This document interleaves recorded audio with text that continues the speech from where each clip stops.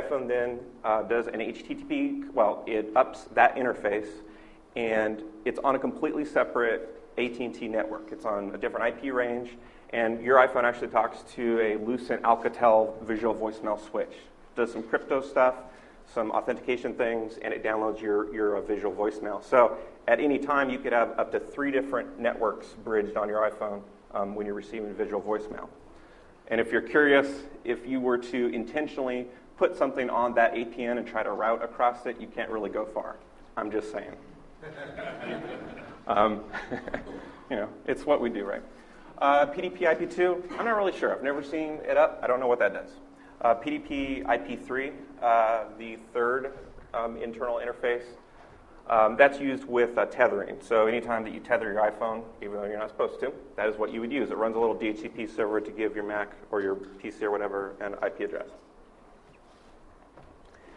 So for the purposes of this talk, we're going to focus on PDP IP0. And you can see that AT&T has assigned that interface the IP of 1069.62.220. That is the NATed IP that you would live on when you're behind AT&T's cellular IP, 3G, Edge, whatever network. So a little note here, in July 2007, the iPhone dev community figured out that the root password on everybody's iPhone is Alpine. And we all got a big kick out of it. And you're like, oh, stupid users, they should change all their passwords, blah, blah, blah. And so I started looking around to see, well, exactly how is this manifested in the real world? How many people are exploiting this, or how many people really know what to do when everybody has the same password? And the only thing that I could really find was some mailing list chatter. There was a school admin who was saying that kids on the dorm networks, they were rooting people's iPhones over the wireless network, which is a kind of a contained issue, right? It isn't some widespread problem. Well, so big deal. You're at a hacker convention with your stupid default root password, and people root your iPhone, and it affects just people at the convention. Well, what I found in about May time frame of last year is that AT&T did not filter IP to IP traffic on their network, behind their NATed network. So when you're on AT&T's network and you think, well, I just have my little phone, whether it's the cheapy little free phone with your little WAP browser, or if it's your BlackBerry, or if it's your laptop Connect card, or any of these 3G services, your Kindle, whatever you have, you think, well, it's just me connected to the internet. What I found was it's actually a lot like this. I found multiple /16, multiple Class B networks that I could see from my iPhone or from my wireless card inside of their NATed network. So there's a lot of stuff out there. So your smartphone, your laptop, your BlackBerry, your Windows smartphone, PDA, whatever, has been on one giant flat network with everybody else. I'm going to talk about some of the things that I saw out there. So you can kind of just see everybody. If you use some SNMP tools, you can see a lot more, but not anymore because I fixed everything. So I started looking around, and I conducted 52 scans. And I should say 52 scans using Nmap that actually saved the data for, so I could process it later on, looking for 4 known ports. The reason why I was looking for 4 known ports is because has anybody ever done port scanning over a cellular network? Probably maybe fooled around a little bit. It's not exactly like plugging into a giggy T5 and just letting it rip, right? It's a little higher latency. Average, you're looking at 200 to 300 milliseconds pinging times, so it's fairly slow. So in order to quickly identify devices that I could see, I was only looking for 4 known ports. I would also conduct port scans of entire Class Bs and /24s, and what I would do is basically fire up Nmap, put my phone on my nightstand, go to bed, and see what I got the next morning because it would take that long. And sometimes it wouldn't finish, so I had incomplete data. But I had 52 total complete scans. Now, one thing to note about port scanning from your iPhone. I could have, popped my SIM card out, put it in my old Air card, slapped it in my laptop, and just done it that way. Your iPhone gets very, very, very hot when it's slinging out that many packets. Now, that isn't my iPhone, but it's an awesome conference slide, right? I fire up a Nmap, lay it on my nightstand, and my wife would pick up my phone. She's like, why is your phone so hot? I'm like, it's busy. When the cellular network's going and the CPU's going, it's not exactly the use case that Jobs and the gang probably thought of when they threw it out there. But I kind of thought that there was something cool about doing all these scans from my iPhone. So what did I find? I technically found 10,589 some odd IP addresses up, so something that responded to the initial ping sweep. If any of you have ever done really large scans, Class Bs or anything bigger, you know that you kind of got to do an initial ping sweep. Well, that's what I did. So about 10,000 devices responded in some way, and of those devices, I found that 83 were running SSH. 24 were running port 80, and again, this is all on AT&T's natted IP network. When you go to DEF CON or you go to ShmooCon, you're like, well, I'm not getting on that terrible, dirty network. I'm just going to use my air card. Well, it's not, or it used to not be 100% safe. People had web servers running out there. Who knows what they were? Maybe they were ATMs. I don't know. When I would go back later after I was reviewing the data, a lot of times these devices were no longer there, so it isn't like an ongoing pinned IP. I also found 4 people that happen to be running PDANet. How many of you guys know what PDANet is? It's a little tethering app. It uses some proxy technology. It's an open proxy. So when you run it on your iPhone, I could actually proxy through your iPhone on the netted network and then out of there. So I thought that was kind of interesting. Then I found 3,644 phones listening on port 62078, which that's the default port that non-jailbroken iPhones listen on, which is kind of odd that they bind it to the PDP interfaces. That should really only be bound to the loopback interface, and that port goes wild when you sync with iTunes. And if you Google around a little bit about that port, you'll find some USB muck stuff that some of the iPhone dev folks have been working on. And what I tinkered with for a while was trying to see if I could just sync people's music libraries over the cellular network using that port by piping TCP via USB mux. But yeah, that didn't work out so well. But it's interesting that they're tying it to all of the network interfaces. So maybe we'll see iTunes sync over the network soon. Another thing to note about port 22, when you jailbreak your iPhone, and you initially connect to port 22, there's about a 30-second delay while the iPhone initially makes its SSH key. So you'll establish the three-way handshake, and you won't get a banner for about 30 seconds later.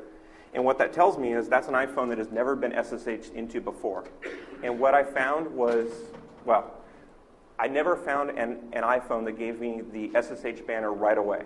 And what that indicates to me is that all the iPhones that I saw and that I examined had never been logged into. So when you jailbreak your iPhone, there's a city of stuff. It gives you 3 choices, like a developer, hacker, whatever. Most people probably chose hacker because it sounds so awesome.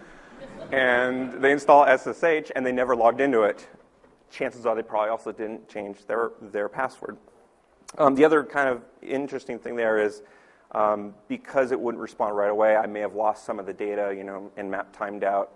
I don't know. So. Other stuff that I saw out there in the weird private NAT network is I saw a Linux box running SSHD. So it's probably somebody tethered their laptop with one of these little air cards, and they were running SSH. I saw a ton of Windows mobile devices, BlackBerries, Windows PCs. Now, while I was only looking for those 4 ports, when I was doing some of my initial probes and saying, wow, holy crap, there's a lot of stuff out there, I would find some devices that had no ports open. And I'm like, yeah, right. It's responding with resets on every single port. It must be something. So I would just do OS fingerprinting, and it came back as a Windows PC that somebody had tethered. Now, so it looks like AT&T probably figured it out from the cable modem companies. We should probably filter port 445 and 139. And that's something that people do on a lot of networks anyways, hotspots and stuff. So it was somewhat filtered, but I guess that they didn't factor a ton of jailbroken phones being out there. And PDANet for the iPhone is an open proxy. So this is my web browser tethered to my iPhone. And I was in Europe using my friend's foreign plan when I did that, not here in AT&T. This is somebody else's PDANet running on their iPhone, and if you set your proxy to use their iPhone IP, you technically surf out through their iPhone and then out of AT&T's network. So it's just like this bizarre little weird shadow network. So that's all well and good, and you guys have probably seen some media reports about this, you can hack iPhones. And so my colleague Nate and I only ever looked at Nate's iPhone, I didn't look at anyone else's. Nate's iPhone, I found, well, I could SSH it. So I called Nate up and I said, hey, give me your AT&T IP, shut off your Wi-Fi. I want to see if I can log into your iPhone. He was at his house. I was at my house, not on Wi-Fi, and SSH root over to his AT&T IP on 62.100, logged in with the password Alpine. Okay, truth be told, Nate probably changed his password before that and set it back to Alpine for me. And you can see I'm logged into Nate's iPhone as root. Okay, big whoopee-doo. So once you get onto a box as root, I'm not going to spend a whole lot of time talking about this because it's kind of game over. But if you're interested, these are some interesting things that you can pull out. Everything's pretty much, all the good stuff is stored in private var mobile library. Mail, SMS, voicemail messages, address books, call history, notes, an exhaustive list. I actually pulled this from an iPhone's forensics webpage. Some interesting things in there was the call history, address book, cookies. Cookies, that one may be kind of interesting. If you go to a lot of mobile optimized websites, they store a persistent cookie in your web browser. And if you were to steal the cookie file, maybe you could replay that and be logged into that user session. After the Kismet chat yesterday, I started thinking, if you were to submit some malicious JavaScript into the person's Safari cache with a cache lifetime of 9,000, that may be kind of cool. So that person kind of brings something evil with them no matter where they go. I mean, how many people clear their cache on their iPhone? It's like 27 clicks just to get into that screen. So I don't know. Maybe there's something there. I'm just saying. So, all right. So you made it onto the iPhone, and you have root. And if I was at any other conference, I could probably spend another 30 minutes talking about all the great things you can do. And I can read email, and I can use more, and I can grep. But let's do something a little bit more with a little bit more style. Those of you that have jailbroken your iPhones are probably familiar with a suite of utilities called Erica utilities. And they're command line utilities for the iPhone. And they're kind of useful. And the two interesting ones for this talk is a tool called Rec Audio, which essentially just turns on the onboard speaker and dumps whatever it hears to an AIF file. And then Find Me, which queries the local iPhone GPS API and spits out your latitude and longitude in XML format. So those two binaries are really interesting when you're logged into somebody's phone as they're walking down the street or if they're in a boardroom or whatever. For those of you that like pictures, or for those of you that were playing the, hey, it's snowing outside drinking game and have a hard time reading, this is a little graphical representation. What we're doing here is there's the attacker and there's the victim, or the willing participant, on AT&T's network, 62.220, 62.100, and what we're going to do is use SCP and SSH to copy things back and forth. As I stated at the beginning of my presentation, the flaw that enabled this over AT&T's network has been fixed as of about October 16th, or the day that I thought my service was canceled. I'm like, honey, we're going to have to get a new number, and I'm going to Cuba for a while. So what you get is a Courier font representation of exactly what we did. As you can see, I'm on Trevor's iPhone at the very top, and I'm using an SCP to copy Rec Audio over to Nate's iPhone all over the AT&T NATA network. It's a little 19K file, so it was very quick. Once I'm on Nate's iPhone, I ran Rec Audio in order to turn on his microphone. Truth be told, the very first time you copy that over, you have to run LDID to sign the binary. For those of you that are going to bust me out for, well, you have to sign the binary. That's not exactly correct, Mr. Hawthorn. So as you can see on the previous slide, I ran Rec Audio and recorded whatever Nate was doing in his basement. Let it go for 20, 30 seconds, Control-C out of it, and you can see ls-l. There's the AIF file right there, October 22nd, blah, blah, blah. I just renamed it to something just quick and easy, test.af. Then I SCP'd it back over the network to my phone and then cleaned up the evidence. And by evidence, I mean just delete a couple of files and it's done. So deleted my audio recording, deleted the binary, and deleted bash history. And as you can see, if I run last, well, there is no last logs. I wouldn't say that the iPhone is a highly auditable, trusted computing platform. It kind of wasn't meant to be. So, all right.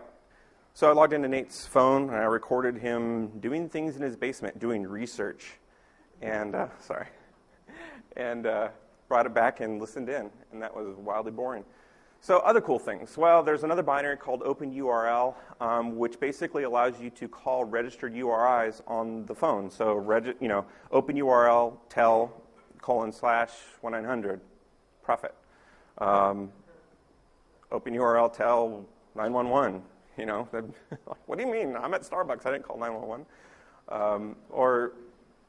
And this one's kind of related to, I can't remember who gave the talk. It was a couple years back, but it's one of the Bluetooth hacking things where I could cause your phone to dial mine.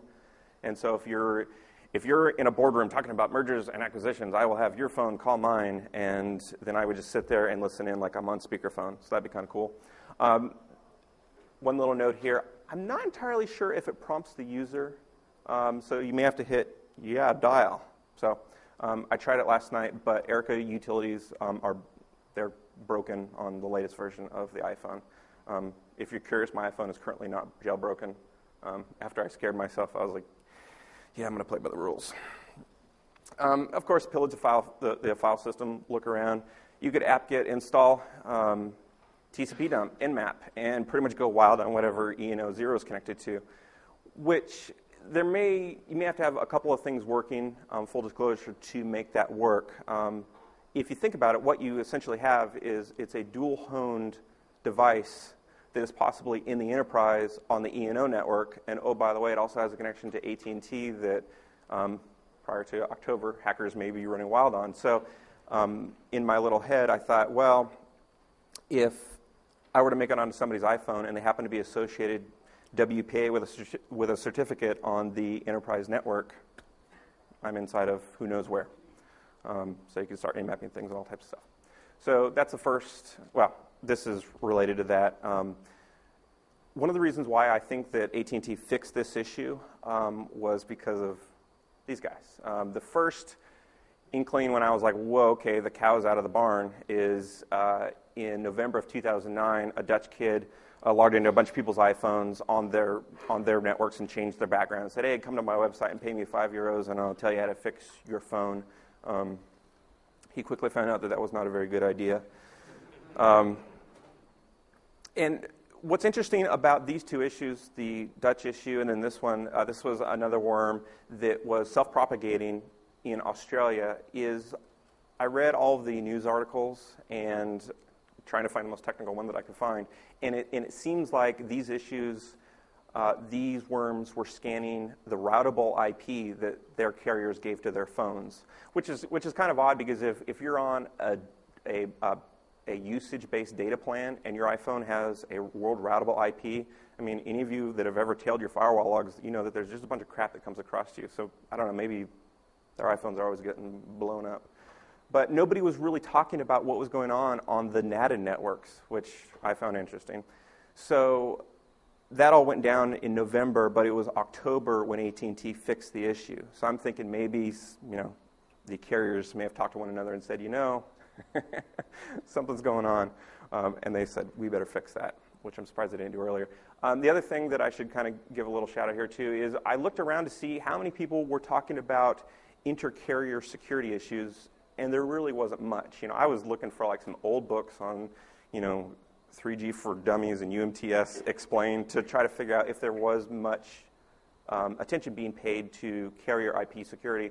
And At Stake actually did a white paper as a result of some of the engagements that they had with their customers where they talked about these exact issues. So I don't want to say that I'm the very first person to ever think about this, so a little shout out to the old At Stake Symantec guys.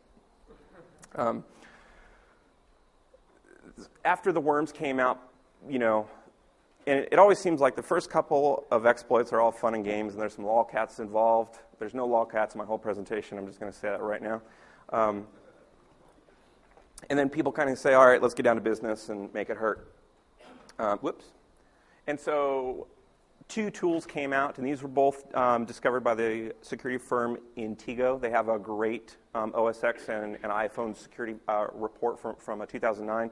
These guys discovered that there was the phone, this is what they tagged it, privacy.a, which is a command line Python tool that essentially you identify a exploitable iPhone, and you point the script at it, and it says, what do you want to download, basically, and you just start pillaging things. Somebody took that one step further, and this one's kind of interesting. They came up with iBotnet.a, again, discovered by these same guys, and it's a botnet on your iPhone that has a command and control channel, and even modifies Etsy hosts so that when you browse I think it was a Lithuanian banking site, you would go to somewhere else, so a little bit more suboptimal, if that's a phrase. So some good news. AT&T does segment part of their network. For example, I called a buddy of mine in California and said, hey, what's your AT&T IP? Anytime you call one of your friends, you're like, what's your IP? They're like, why? And I was like, oh, just hang on to it and tell me if your phone gets really hot. But I couldn't see them. That said, I could see cell phones that somebody told me were in Boston walking down the street, or the Carolinas. So it wasn't completely segmented. Again, right before I gave my talk, I did pop my SIM card into my air card, started scanning. I was like, just want to make sure that it's all still good and it's still filtered. I think that those worms probably gave the good folks at AT&T probably a pretty good scare. And I'm going to talk about this a little bit more in a second, but there's no real easy way to target a specific individual. So it's hard for me to say, hey, Joe, I want to attack your AT&T NAT IP. There's no way to correlate the IP address to a person via Safari. If you take your Safari mobile web browser to decloak.net, which tells you all types of interesting things behind your network when you go there, it just kind of doesn't work. And I really tried hard to look for Java applets, but Java doesn't work in, or Flash for that matter, in Safari. And it's really slow. So if you don't have patience, if you have ADD and you're trying to get into somebody over the wireless network, it's slow. That said, probably the easiest way for me to say, you there, I want to attack your iPhone, is I would send you an email message, an HTML email. Most people, I think by default, even with the latest updates, they still allow images to automatically be rendered in mail. I send you an email message first of all, I would place my device on AT&T's network, get an IP address on their NAND network, and set up a listener netcat, or just run TCP dump, send you a specially crafted email message. When you view the message, your browser attempts to contact me to render that image, and I just watch for the inbound TCP send packet, or see who connects to my netcat listener, and bam, I have your AT&T IP. When you hit lock on your phone stays awake for a little while, and I found that when I would turn it on later, after some time had passed, it's a new IP. So once you pin down somebody that you want to go after, it's kind of difficult to follow them. Unless you were to get onto the phone and put some malicious JavaScript in their browser cache on one of CNN's, right, that always phones home to you, then you're like, oh, now you're there. I don't know. I didn't get that far. Well, what do? Everybody likes to paint doom and gloom in these talks, so I like to kind of say, well, this is some things. Don't jailbreak your iPhone if you really care about security. If you've spent some time in the Cydia store or in the Cydia repositories, that stuff doesn't exactly go through a strict QA process, let's say. A guy just did a talk at Black Hat DC where he actually got a malicious proof of concept app approved by Apple into the App Store that accessed pretty much all of the data stores on the iPhone just to show, look, we can do it. And that was after going through Apple's process. And if you know anything about the Apple developer review process, that's a pretty stringent, mysterious process. So the stuff that's in Cydia, there be dragons here.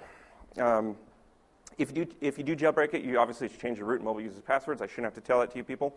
And a shout out to the Cydia folks. There's no real reason to bind SSHD to the PDP interfaces, or all interfaces for that matter. It kind of should just be on E0, and there should be some sort of force user to change their password upon install. And a lot of people say, well, stupid users, they should just do that anyways. Well, I can tell you that there's a lot of maybe not the most technical security savvy people out there that are just using Black Rain, clicking, breaking their iPhones, and it's on there. And AT&T, you should filter your mobile-to-mobile IP traffic. They've already done that. So, again, that's why I felt kind of comfortable giving this talk. So we're at the halfway point. I'll take questions at the end. The next part of my talk concerns privacy and location-based applications. How many of you, you fire up a lot of apps now, and it says so-and-so would like to use your location. Yeah, sure. I want Yelp to tell me the latest, the local stuff. And there's a lot of apps that ask for your location. That's one of the kind of cool things. For this talk, we're going to be talking about the game Underworld Sweetdeal. How many of you have ever heard of this game? Anybody? I checked this morning to see if anybody at the conference was playing it, and I didn't see anybody. Underworld Sweetdeal, it's kind of a cool game. They were the first one in the space, and it's a drug trafficking game with candy. Apple, they originally allowed you to basically sell pot and acid and heroin and all these cool drugs to one another, but when they went for the Apple review process, that didn't go over so well. You can get 50 IFART applications approved, but you're selling pot? No. And the concept in the game is you have to move product from point A to point B. You buy low and you sell high. So if I'm at my house in Loudoun County and I buy gumdrops or I buy waffles from somebody at a reasonably low price and I come here to DC and I fire the game back up, I check in with the game servers. It now knows that I'm in DC, and it exposes my product to the local market, and hopefully somebody will buy it from me at a profit, which allows me to raise my rank in the game. Now, in order for the game to expose you to all these new markets or to show you what's for sale, it has to acquire your geo-coordinates from wherever you are. And this is a very common operation that a lot of iPhone apps do, is they want to know exactly where you're at so they can give you local results. I've yet to see an iPhone application that does not provide high-resolution latitude-longitude coordinates to the application server.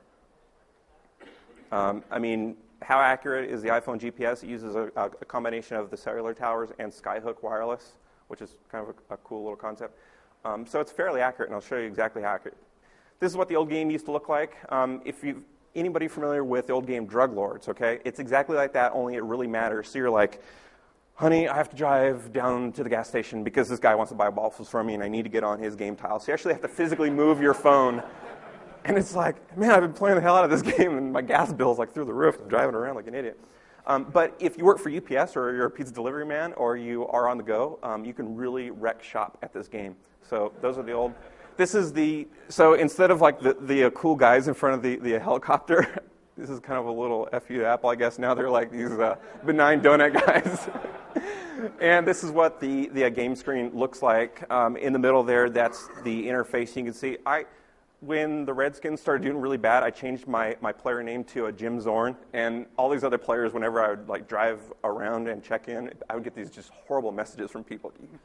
So kind of funny. Really, not a lot of people in this room watch sports, all right? So here's the other players playing. There's Blumkin, guy down, Shake, a couple other people. Now, over on the far right, you can see that the game uses the Google Maps API, so you can kind of see who's around you, and it helps you maybe drive towards somebody so that I can go get closer to this person, get on their game tile, and sell them stuff. Now, this is the most high resolution or the most... zoomed inness that the game offers. So you can't pinch and expand. So you can see that little blue character there, that's actually me sitting at my house in my neighborhood. The green things are game server bots, and then the little happy face guy is a sugar addict that I would sell to. Now, there isn't any other player on my game screen, but you can see up at the top there's a couple little white characters, and over on the right, those are actually those are other real players. Now, in order for Google Maps or in order for the game to render those player locations on my iPhone, I had to request, hey, show me all the players in my area and bring it back to my phone. What are their latitude, longitude, so I can paint it on my Google Maps? Anybody see where I'm going with this? Anybody that does web app testing or anybody familiar with Paris Proxy knows that, basically you would fire up Paris Proxy on your laptop and you tell your iPhone to use your laptop as its proxy server so you can intercept all HTTP stuff that goes in and out of your iPhone. And it's really interesting. It's a very chatty device. It phones home a lot to Apple. You'd be amazed at all the stuff that your applications send back to their servers. So you get to see what they send and what they receive. This is what the request looks like when you click on the Google Maps page. So you can see that it's a post to their game server. GameDLA.A steroids has my session ID at the time. It's not persistent, you jokers. and it logs me into the server. And there's a lot of different methods that it will push over XML, update location, buy, sell things, different game operations. The one that we're interested in is get GMAP objects. When it returns the data to you, it's basically serialized XML, and it all comes down in one big blob. And you can see, if you squint hard enough, GMAP objects at the very top. And then if you look closely in there, there's a couple of latitude, longitude values. Actually, there's a lot. It's the high-resolution coordinates for everybody in the DC metro area that's playing this game. So I found that if I took one of those latitude and longitudes and dumped it into Google Maps, well, so you see down there in the bottom right, there's this individual, and you can actually tell exactly what parking spot he's sitting in this parking lot. And I was like, oh, wow, that's really cool, and it's amazing that I picked this guy out of random to show during my presentation. So if you zoom the map back just a little bit, you see, okay, it's a parking lot. It's outside of some sort of facility. Maybe he's getting in that last waffle sale before he goes back into work to work for the man. And you pull back a little. Does anybody recognize this place? Yeah. I knew. So you pull back a little bit more. What is this? Is it a college campus? I don't know what this is. Maybe some other people are recognizing where this is. Oh, my God. So does anybody else see the irony of me using a cell phone and a satellite map to track somebody that works for somewhere? Hey-o. So I was like, oh, wow, that's interesting. I'm not going to talk to my phone anymore. So I said, okay, well, let me see who else is playing around. And I apologize, it's kind of hard to see because I redacted the player's name. But if you look at that parking lot, does anybody recognize this building? It's in Langley. You can see that there's somebody sitting out in the parking lot. It's kind of funny. You always see people playing this game in the parking lot. It's kind of like they can't bring their smartphones that are jailbroken. Well, this isn't jailbroken, with a camera and a GPS into where they work. So here's somebody sitting out at the CIA plane, probably getting in one last waffle deal before they go in. So at that point, I started getting kind of nervous because I sampled that in the morning-ish. So that's when they were at work. If I were to sample that in the afternoon-ish, I could see where they live. And that's where I said, I don't want to be in a dog kennel in Cuba, so let's pick on somebody else.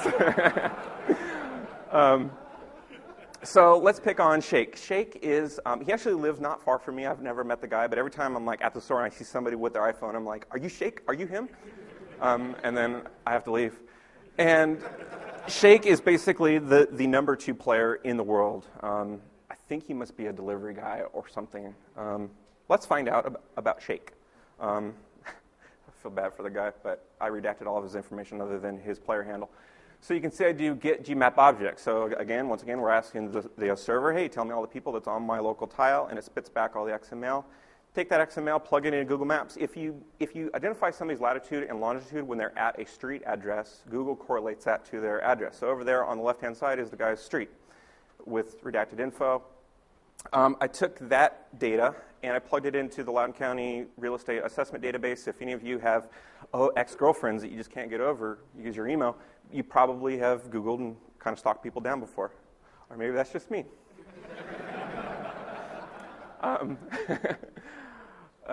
So this is the county real assessment. So now I have the guy's name, address, tax history, etc. If you've ever been to a Johnny Long talk, you know that enough Googling and you can all of a sudden scare yourself and be, like, oh, I'm maybe a little bit psycho. But so, I found the guy's Facebook. And then if you take this one step further, his LinkedIn and his Twitter, you know where you would know where he works because you just wait until, about 9 a.m. the next morning and see where he's playing his game at. I actually found somebody that was playing at a tech firm in Fairfax, and then it couldn't give me the address, so I just used Google Street View and looked up at the logo on the side of the building. I was like, oh, so that's where he works. So that was kind of cool. All right, neat. What else? So we've kind of identified a couple of people here, a couple of players, interesting players that work in interesting places. How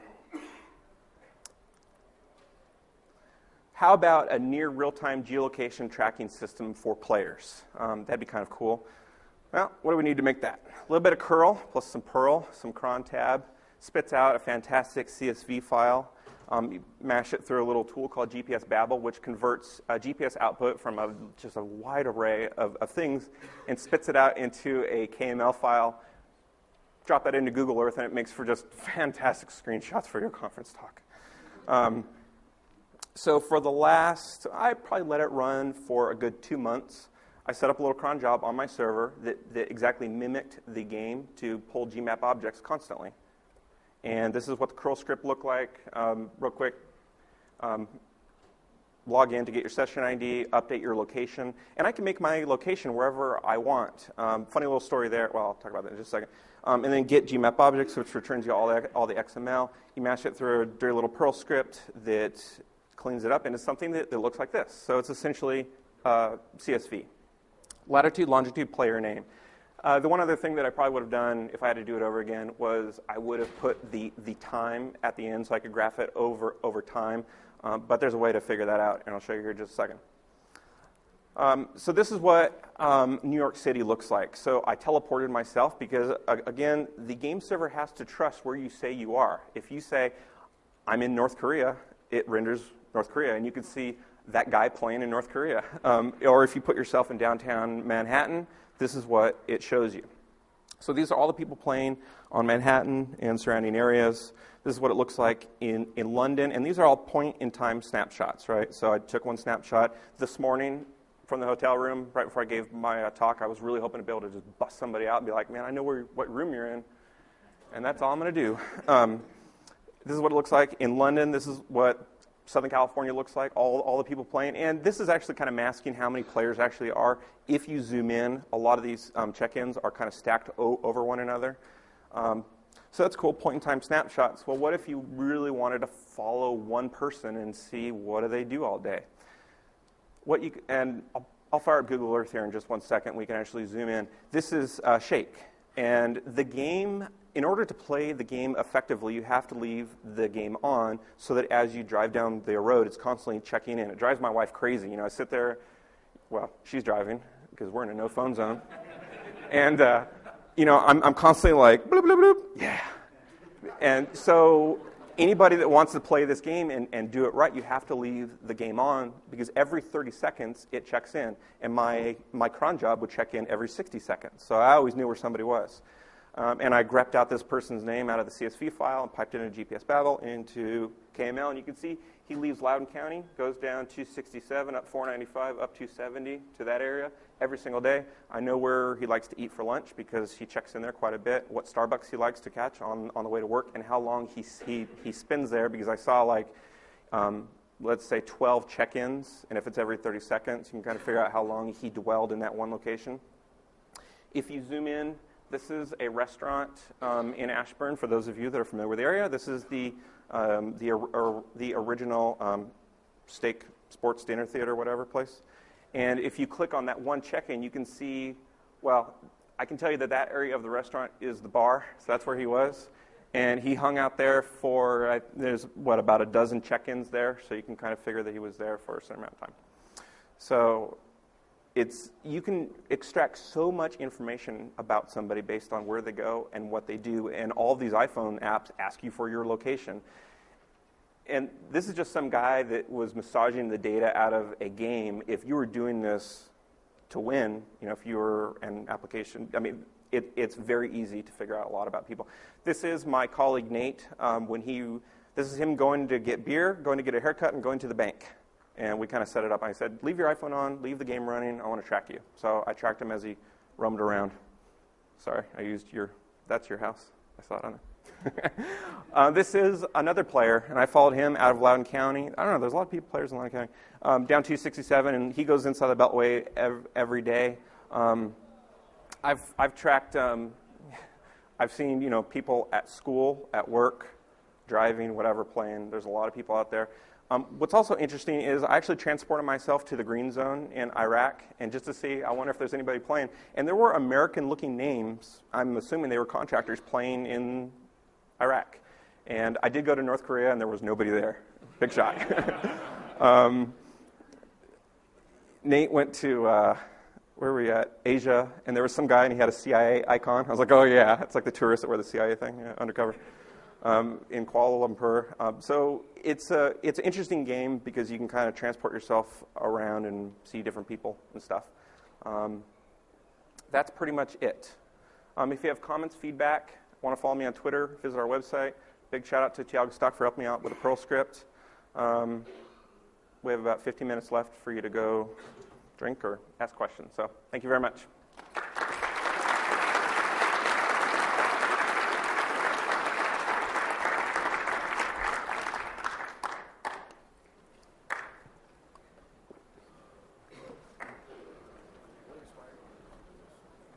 What inspired me?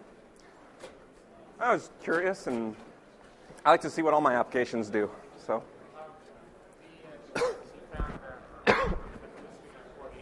what's that?